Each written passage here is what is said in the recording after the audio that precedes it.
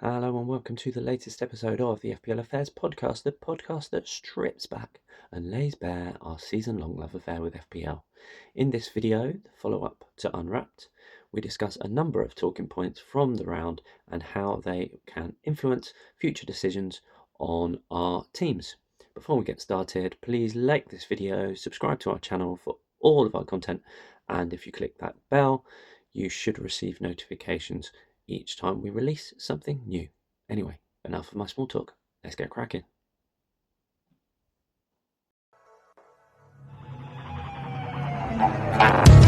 And there's Mo Salah. There goes Haaland. He's on his way again. He's hungry. He's scored. Ice cold precision from Palmer. Oh, Saka! That is a diamond of a goal.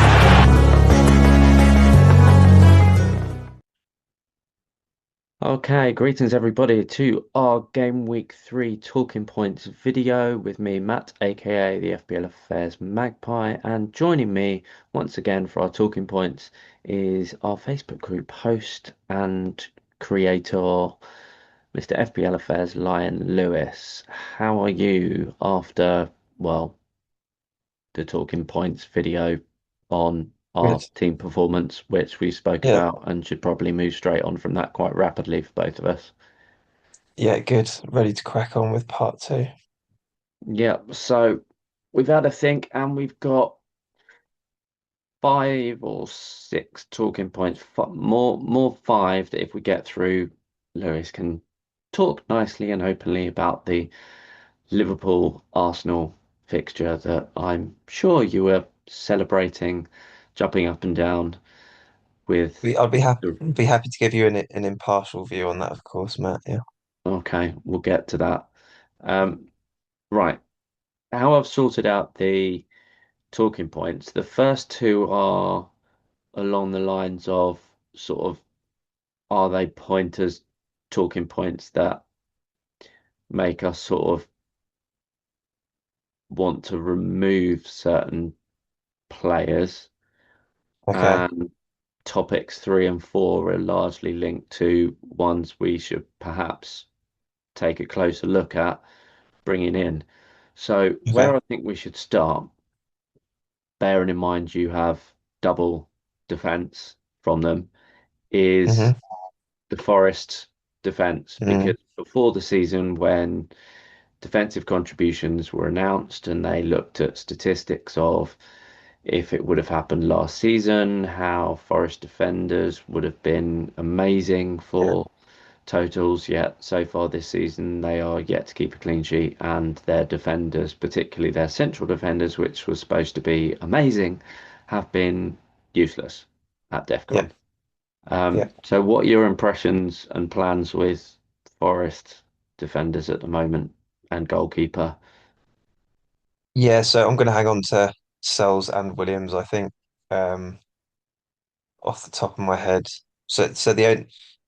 Their next fixture is obviously Arsenal away. So that fortunately for me, I'm free hitting in game week 4, so I can just not Hmm. have them in the squad this week. And then from 5 onwards, I don't remember their fixtures off the top of my head, but I'm pretty sure they're okay defensive wise. So They've they've got got yeah, who have they but got? game weeks 5 and 6. They've Yeah, got Sunderland and Burnley, I think. exactly. Yeah. So if they must get a clean sheet at some point. It hasn't happened yet. It should have done. It probably won't be Arsenal away, but 5 or 6. There's a my only issue is now with, and I know we're going to do transfers on a separate video later in the week, but Forest have just signed 2 left backs in this window, and as a Nico Williams owner, that could be a bit of a worry. But That was mm, that was one of the reasons in um before game week 1, I had Williams in my draft for okay, vast majority. He wasn't in my very first one, but he went in quite early. He was in yeah, there virtually right and through till the last week. And then when there right, was sort of murmurings and whispers about Forest linked with mm, a fullback or fullbacks, I thought, you know what, I'll mm, keep. the clubs that I'd focused on the defences of, Yeah. but I'll rejig the priorities. So What and get players that are more nailed essentially. yeah, so You I went went for Maria, Murillo rather than Williams. So I cut yeah, cut that some risk money out. from elsewhere Yeah. to that to get that extra 500,000 to Mm. upgrade, thinking that well, if they do sign fullbacks, then at least it Like shouldn't.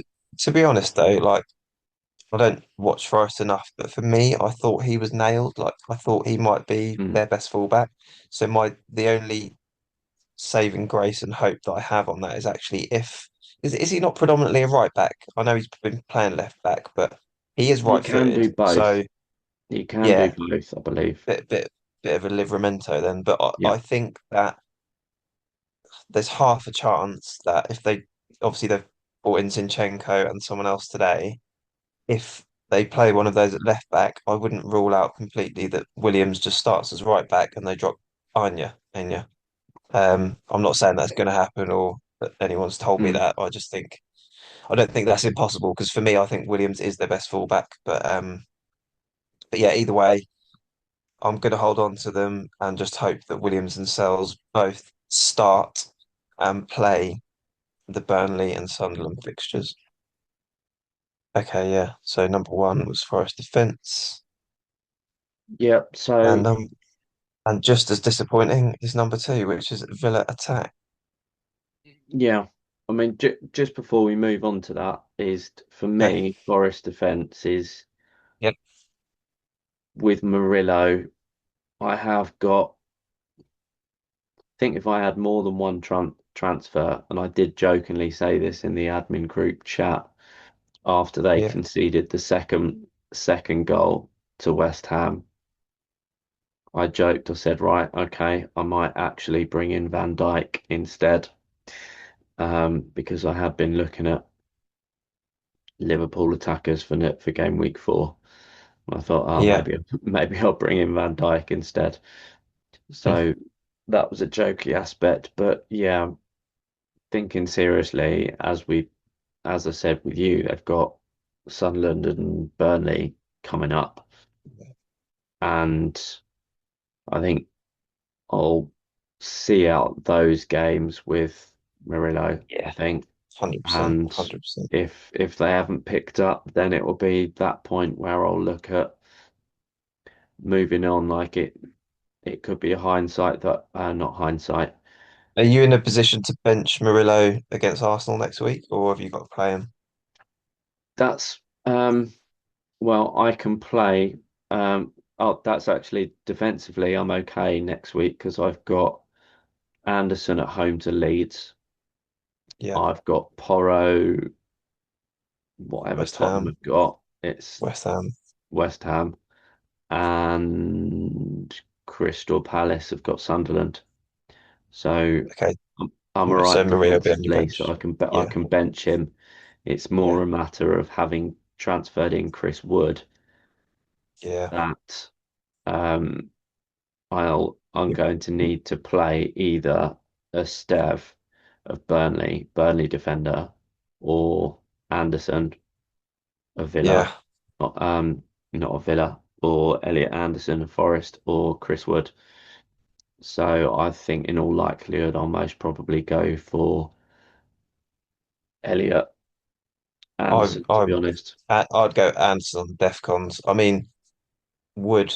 Well, that's not an easy one. The thing is, how many goals do you expect Arsenal to concede to Forest? What maximum one, maybe? Mm, And it and then that at that point you need it to be Wood, and you need it to be whilst he's on the pitch. And I'm not sure. mm, I mean, he's likely to still start, but there is obviously that other guy they spent quite a bit of money on sitting there itching, and the more Wood doesn't score, the less his minutes you'd be. You'd think, yeah. So moving on but from Forest, I've got yeah, down Aston Villa, notably their attack, because yeah, they're, I think, the only team in the Premier League that is yet to score a goal of any kind. yeah. And I think, as I think, yeah. I was gonna say, I think FPL wise, I think Watkins is the obvious big one, which a lot of us have. You'll then get a few people that doubled up with Rodgers, although not loads because he wasn't 100% fit, was he, going into the start? Mm. And then after that, you've got Malin, which a lot of people ended up swerving apart from Kieran. And another one that I was quite surprised to see was Tielemans that a lot of people had. Um, I know he's half decent, but I've held him in FPL in the past, and he did nothing but let me down. So yeah, Tielemans is a non-starter for me. Malin, if he was starting every week, would be a good option, but he's not. Rodgers, you'd expect more from him. I'm sure he will start to pick up points soon if you can be patient, but up until now, very disappointing. And obviously, Ollie Watkins, as an expensive FPL asset, you would have liked at least one goal in the first three games, which we haven't got. So, but I think it's very much a case of just sitting tight and holding your nerve. What do you think? Yeah, the same because they've still got on paper some good Mm, fixtures coming hmm up. And it's a matter about looking at if you're not using a chip, whether that be wildcard or like you said, you're free hitting Yeah, in game week 4, it's is selling Watkins, especially if you've only got one transfer, one free transfer like myself, yeah, is that a high priority clearance when in a way in any game he could just have a good game and get two or three returns. Yeah. yeah. Yeah, he's very much I put him in the same category as like a Bowen, really. If you bought Bowen to begin with, yeah, it's annoying he didn't score for the first two, but you just be patient, keep playing him, and the returns will come. Bowen did it yesterday, um, and I'm One sure, one thing one thing that we didn't mention when saying about Forest, something that did make me laugh, and this was as a former fan of Callum Wilson, was yeah, how Bowen went on an amazing solo run into the box past like about 5 or 6 Forest hmm defenders, and it left him about 5 yards out to shoot and score. And Wilson literally took it right off his toes and he missed the really. target. And they Um, actually pretty much collided and both fell over. Wilson, as the goal scoring poacher number 9 he is, yeah, could see his recognized his smile is having mm, seen it loads of a times million when times. Yeah, scoring a goal in a Newcastle shirt. It yeah, was just yeah, it was he classic, saw the classic. funny side of it, and I think because they were already leading perhaps 2-0 at the time, Didn't matter so much. Bowen possibly, but certainly publicly on the in the middle of the pitch didn't get too, what are Yeah, you doing? I was gonna say, how did Bowen? Because I'd switched it off by then, obviously a bit annoyed, but um, yeah, did Bowen just laugh? Did he? He didn't laugh, but he didn't get Right, he didn't have a go at him, confrontational no. with it. Okay, I think probably he did lighten up by about it in the end. he might But well have had a word with him in the dressing room and said, "Look, next yeah, time I skip round six players in the box, don't come anywhere yeah. near me." So for you, in summary, then, is the Villa attack a sort of, if you've got a free transfer with nothing else to do, then consider switching Watkins? I'm I'm still gonna stay, just hold for me. I think Watkins is a hold regardless. I think it'd be a waste of a transfer. Um, I understand the appeal of Watkins to Gyökeres, but certainly not for a couple of weeks anyway. I'm bringing in Gyökeres game week 5, but that's actually for I've got after selling Palmer, I've got enough money to get to Gyökeres from Gay, uh, the Sunderland guy who's just gone back to Chelsea. So um, some people will be tempted to sell Watkins to Mateta and Gyökeres and people like that. Personally, I would just hold, Mm. but yeah. I've with as I'll be benching Wood. So had I Mhm. gone for João Pedro, I'd be playing him and considering selling Watkins amongst possibly a defense. I wouldn't make a defensive change when the fact that the three I can Yeah, play have got good fixtures. Um, yeah, for sure. and the midfielders as yet, Bruno's shown already he's still creating chances. He's always got the chance of set piece and Mhm, DEFCON, so he's not going anywhere immediately. Um, whether this is the fact that he's an ex-Newcastle player, but Elliot Anderson, I'm not considering getting rid of at all. yeah. No, me Um, neither. Salah's for another day Yeah, because, well, you're not going to sell him when he's got Burnley next, yeah. which leaves Reinders and, well, Ismail Assar I've only just brought in and he's got Sunderland, so I'm not getting rid of him. So really, realistically, any changes I make could be Hmm. it's the Ollie Watkins spot, the Reinders spot, Hmm. um, or the one that's most likely is Strand Larson, because he's my Okay. third forward and he's got a knock. And from like yourself, from selling Palmer, I went from Palmer down to Sarr and Fulkrug up to Wood. But I think It's still freed up a few mil. Yeah, I've got something like 2.7 mil in the bank. yeah, yeah. So ironically, I was hoping I was hoping for the Isak transfer not to happen, and then I'd probably do Strand Larson rather than Watkins up to um Ekatike, Okay. because I'd have the money for that. In some ways, cash wise, I've got enough to actually, ironically, go from Watkins to Isak, but Isak hasn't had a pre-season, um, and Yeah. I doubt he'd start Liverpool despite being the Premier League record signing. Um, I doubt he'll start game week 4. We'll do. I expect him to be on the bench and come off the bench. Um, Yes. We'll do. but We'll do more. We'll do more on Isak on Thursday. But yeah. As a short summary, I'm with you. I don't think he starts game week 4 mm, at all. so I think. Yeah. yeah, I need to decide really whether to go with whether it's Watkins because of how poor Villa attack's been, Hmm. um, or not. Right. So you put Palace defense as number 3. Yeah, So because I thought the Villa attack, having just played the Palace defence and Villa failing to score against them. yeah, that links in quite nicely, doesn't it? I think I was surprised that Palace kept a clean sheet. I think we touched on that in part 1.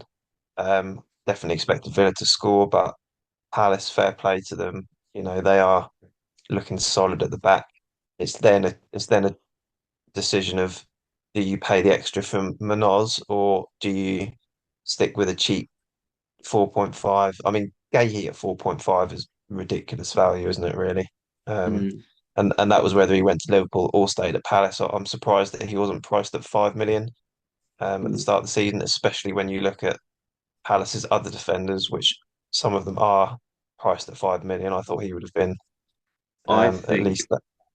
Yeah. I think the difference, the reason why it was 4.5 and not 5, was when they introduced the DEF CON. He didn't have Gay's very. Yeah. Gay's stats for last season, had it existed then, were terrible. Okay. Yeah. So they Whereas based it off of that. Yeah. Look, is it whereas Lacroix? Lacroix had amazing DEF CON Yeah. data, and he's continued that because he's reached the Yeah. threshold in every game so far, I think, and Yeah. he's at That's fair 5 enough. million.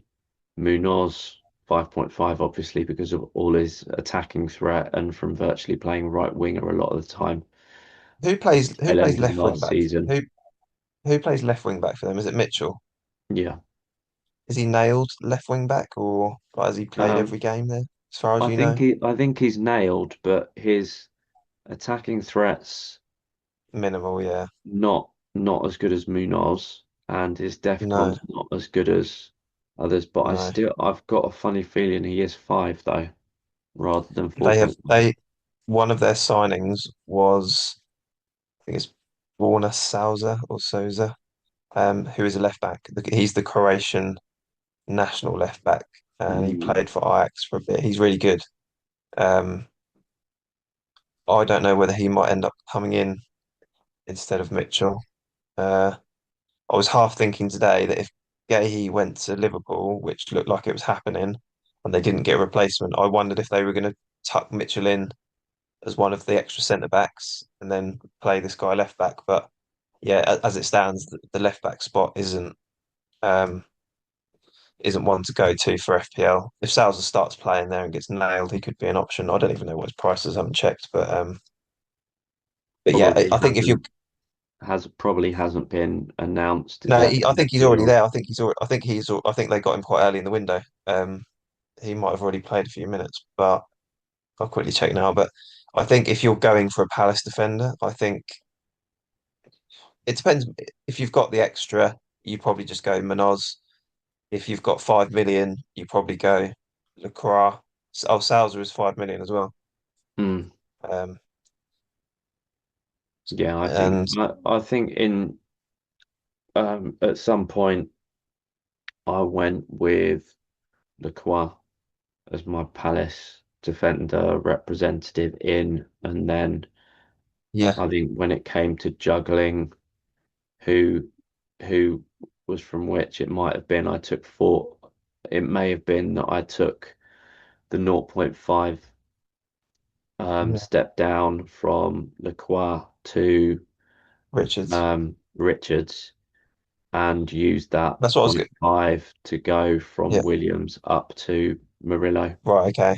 That's what I was going to ask because you now then. So if you had 4.5 million in the bank now and you had to buy one Palace defender, would you now go Richards still, or would you go Gahey, knowing that he is definitely staying and he just scored a worldie and etc. etc. So that it's quite interesting because I'm going to have one Palace defender on my free hit next week, uh, next game week, and I will only have 4.5 to spend on that position. So it will either be Gahey or Richards that I go for. I'll probably go for Gahey just because he's captain and stuff. I don't think there'll be much in it, but yeah, if it was if you were getting one in sort of long term, would you go Gahey or Richards? Do you think the same price? um, I think bearing in mind they have signed a centre back, albeit a teenager, and Mm, I'm not 100% sure whether he was intended to be a replacement for Gahey or whether okay, he was going to be an additional centre back. yeah, it's just Um, cover. I'm not sure, but Gahey as club captain and having not gone Yeah, um, to he's nailed. Liverpool, Yeah, he I'd be surprised if Glasner took the captaincy off him. But I think I he's think by solid all accounts until January. yeah, he's a very good professional, isn't he?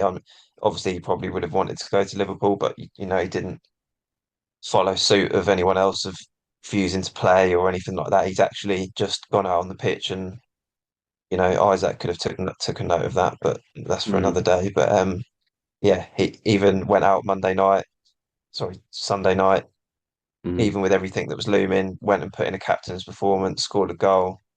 Um, yeah, that's what you're looking for in a captain, isn't it? Yeah, That kind I of think that it's attitude.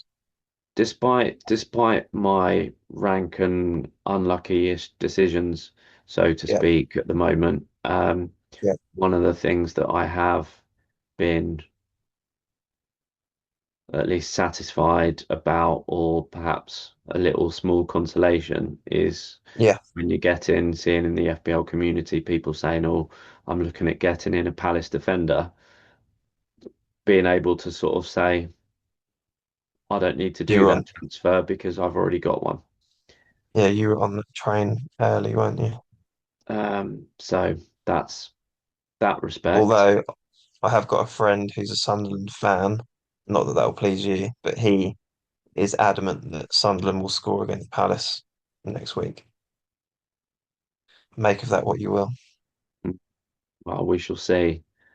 But Mm, yeah, when again, briefly sticking on, and this kind of leads on to the next point, really, was um, when picking the initial squads, as I said, and I'd identified certain clubs I wanted to concentrate on with their defensive assets. And yeah. I did really want to get Tarkovsky in because Mm, he was the DEFCON monster of last season, which he has yeah. continued into this season, having got it Yeah. every single match.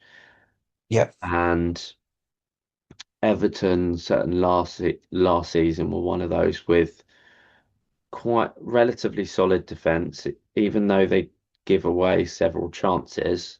They're sort of Mm, having Pickford's skill in goal and racking up save points, as well as yeah. the tackling and defending of Branthwaite and Tarkowski in particular. Yeah. Um, Defendingly, they were quite sound, but they really struggled with scoring goals. And it was that which really made me not go for the semi-popular and die who's on Mm, penalties as an mm, attacking point. And there was with the signing of Barry, there was a question mark over Beto's minutes. So in the yeah. end, I thought, you know what, I'll stay clear of Everton attack. And yeah, I just ended up prioritizing other defenders Yeah. over Tarkovsky, regrettably. Well, one or two That was another regrettably, others not. situation where Tarkovsky was in a lot of drafts, and there was some late injury news for Branthwaite, wasn't there? And that put a lot of people, because I think Tarkovsky and Branthwaite together was a very appealing, centre back partnership. All of a sudden, That may well have been one of my reasons, reasonings yeah, why I took him out. yeah. And Branthwaite gets done, he gets cropped for like 4 weeks. All of a sudden, it's okay. Well, Keane's going to have to come back in, and then they're having to play is it Garner at right back and stuff, and yeah, Mm, all of a sudden that set back five that was looking kind of solid just worried people a little bit um, off of Everton and Tarkovsky. But as you say, he has been racking up those defcons, and mm. And then all it takes is one game where Everton do keep a clean sheet. He hits his inevitable defcons and probably bonus. Not to mention he is an absolute beast from corners. He has just got good FPL pick written all over him, really, hasn't he? mm, and then now with they've made some decent signings in the last Yeah, couple of weeks for attacking positions, and both Grealish and Dewsbury Hall have hit the ball, yeah, um, not just hit the ball, but hit the ground yeah, running and yeah. creating. Grealish, I think, is 6.5 million. He's now got what, two assists in two games running, so four in total. And I think in the last two seasons for Man City, he got a total of two. Isn't it Um, interesting how when he's in a team where he can just when he was playing for Pep, it was like, right, you get the ball, you release it quick, you get the ball, his style is to have the ball at his feet, suck the defenders in, take them on. He mm, wasn't allowed to do that under Pep because he'd get shouted at. He has to hold it, lay it back, hold it, lay it back, which he did pretty well. But he's looking like Grealish of Villa, isn't he? 4 or 5 years yeah. ago. You are the man. You're the man that we're looking for to take people on, get crosses in, Mm, and he's just flourishing again, and it's good to see. And fair play to Dave for getting on him early. I mean, I wouldn't have had the balls to get him in just yet because mm. I like to have a look at how they're looking, but He there's went nothing to on. say. He Yeah, went on my shortlist straight after the first game, yeah, with the view, but at the time it was sort of I'm still okay, relatively satisfied with my midfield, but it would be one to watch. And then yeah. after after the weekend, um, does put Dewsbury Hall at 5.0 as it stands, unless he gets a price rise. Yeah, he's great Um, value. then he's good value for that, and the formation they're playing isn't nailed at number 10. Yeah, Whereas say Reinders at Man City, sometimes he could be number 10 and could be blank. six. Other times he'd Yeah, be sitting. Other times he could bench. So yeah, um, yeah, Everton attack's I one agree. to keep an eye on, I think, from Just how quickly it's on done. Everton attack, my personal opinion is the strikers is going to be a real 50-50 with Beto and Barry. So they're obviously just an avoid, really. If Mm, you are going for that Everton attack, it's probably either Grealish and Die or KDH, as they're calling him. It will definitely be one of those three. And yeah. obviously just depending on your budget and what your preference is really. But any one of those three are looking like good options right now. Mm. Grealish and DI are both 6.5 and Dewsbury Hall, yeah, are at 5.0. 5. So Yeah. Good value, um, very good. certainly not, certainly they're the midfield options with none up front and a Yeah. couple in defence. I think we've got two more if you've got time to squeeze in the Liverpool Arsenal fixture. But the last one we kind of Yeah. had was patience, which we mentioned a bit last week against Mhm. early transfers Mm, or knee-jerk transfers, so to speak. yeah. I'm pretty sure you'll be encouraging sticking with the patience side of it. Yeah. I think we mentioned it, like I said, we mentioned it last week. Obviously, people panic about price rises and they move early. Um, I think was it last week that loads of people bought Gordon in before Newcastle had even played on the Monday night, and then Mm. he goes and gets a straight red 3-match ban. Or they Before you know brought it, you're in taking Saka, or they brought in Saka for Palmer, and then Saka gets injured. yeah.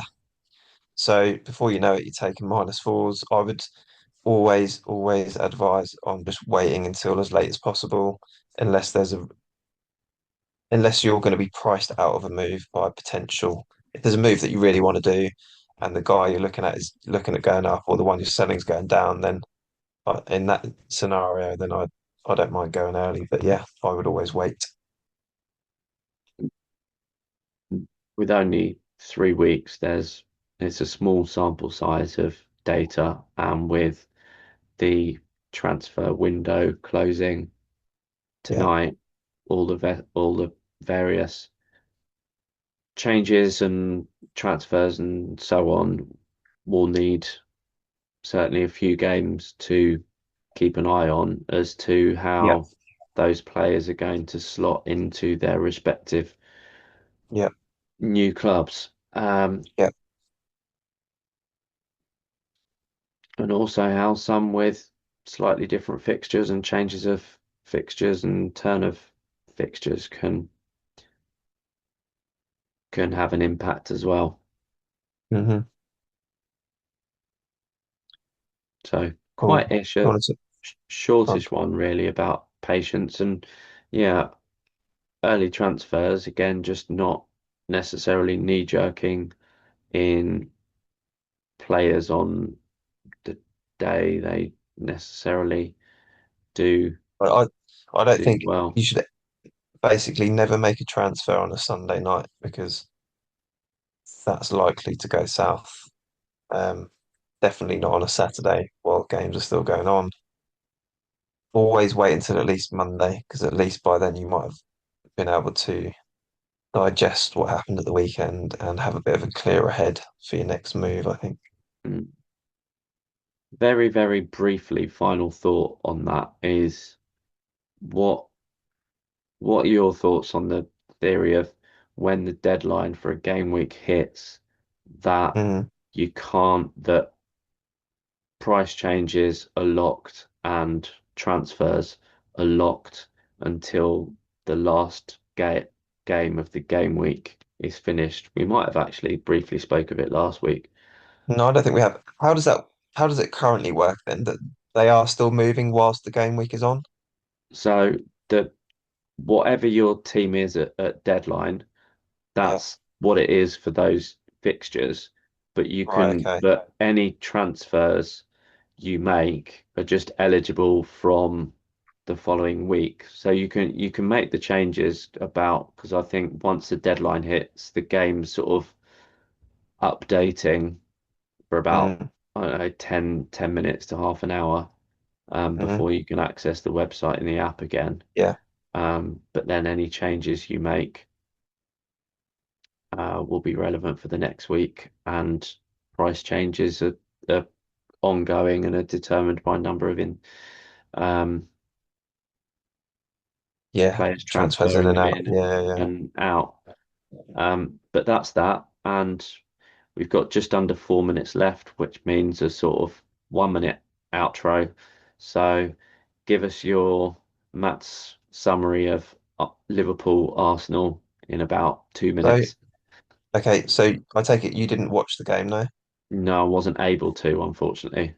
No, that's fine. That's fine. So Arsenal set up what a lot of people would say negatively. So they played Moreno in the midfield three with Rice and Zubimendi.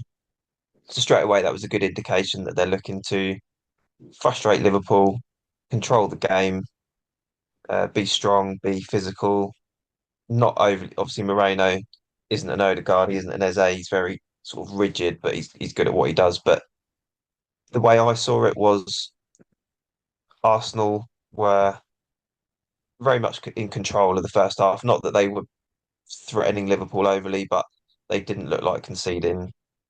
Not even close. Liverpool barely had a sniff. Salah was non-existent again. And then it moved into the second half. One thing I will say for Liverpool, they actually really defended Arsenal's set piece as well. So those corners that you see, because we did get quite a lot of corners in the first half, and Mm, you so often see Man United in the first week, every corner that Rice stuck on the keeper, he was flapping, their defenders were flapping, but Liverpool were able to defend Arsenal's corners really, really well. I don't know what their strategy was for that exactly, but they did really well with that. Half time, 0-0, that was probably fair. Moved into the second half. Hand on heart, I don't think Liverpool would have scored in open play in that game if we went on for another hour. Not that Arsenal would have done either. Um, and it was just, have you? I take it you've seen the free kick, have you? The mm, highlights, or yeah. And yeah. I mean, they get a free kick 30 yards out, 99 times out of 100, they're not scoring from it. I did say to the people I was watching it with, I said, Szoboszlai, I've seen him. The thing was, when Trent was at Liverpool, he never got near free kicks because Trent was on everything. But Mm, I know for Hungary, he has hit quite a few 25, 30-yard worldies mm, from dead balls. So I did say that there's half a chance this will be Szoboszlai's. I did not expect him to strike it straight off the top into the top bins off the post. So yeah, fair play to Liverpool. Advantage to them, and I still think it will be a very tight title race between us and them. But mm. as a neutral, do you think it will be tight, or do you think it will just be Liverpool's romping home? Well, it's going to be tough with the addition of Yeah, Isak, and yeah, that'll lead us into the next video we make, focusing on the transfer specials. But yeah, looking at the time, yeah, so how can you get in touch? Where can you find us? Our email address is lowercase fplaffairs@gmail.com. On X, our user handle is at fplaffairs. Facebook, the group link is in our description on the YouTube video channel. And alternatively, you could search the Facebook group for FPL Affairs. We should pop straight up. Our YouTube channel is / at FPL Affairs, and the Spotify links are generally found at the bottom of the video, or on Spotify you could search up FPL Affairs. There may still be time to join our leagues if you haven't already.